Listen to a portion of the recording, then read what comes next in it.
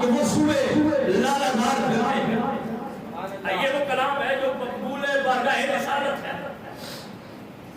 آج ناظرین جب کلام پڑھتے ہیں کہتے ہیں یہ وہ کلام ہے جس پر مجھے ملک صاحب نے بڑی داد دی تھی، یہ وہ کلام ہے جس کو علی صاحب نے بہت پسند کیا تھا، اس شعر کی فرمائش فلاں راجہ صاحب نے کی تھی۔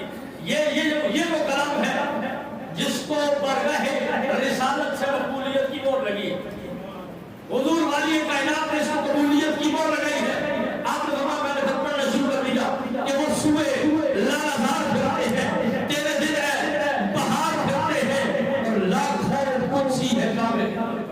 قدسی کہتے ہیں فرشتوں، فرمایا لاکھوں قدسی، اگر آنکھ ہو دیکھنے والی تو فرشتے حضور کے روضہ کے آس پاس نظر آتے ہیں، ہر طرف فرشتوں کا ہجوم نظر آتا ہے۔ فرمایا لاکھوں قدسی ہے کامل خدمت پر، لاکھوں گردے مزار کرتے ہیں۔ فرمایا حضور کے مزار کے گرد 70,000 وہ فرشتہ ہے جو صرف حضور کی ذات پر درود پڑھنے کے لیے آتا ہے، سلام پڑھنے کے لیے آتا ہے۔ 70,000 صبح آتا ہے، 70,000 شام کو آتا ہے۔ فرمایا لاکھوں قدسی ہے کامل خدمت پر، لاکھوں گردے مزار کرتے ہیں۔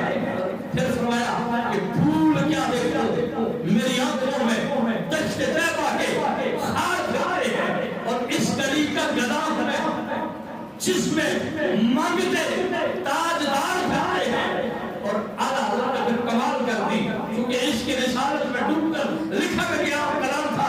آپ نے فرمایا جو تیرے دل سے یار پھرتے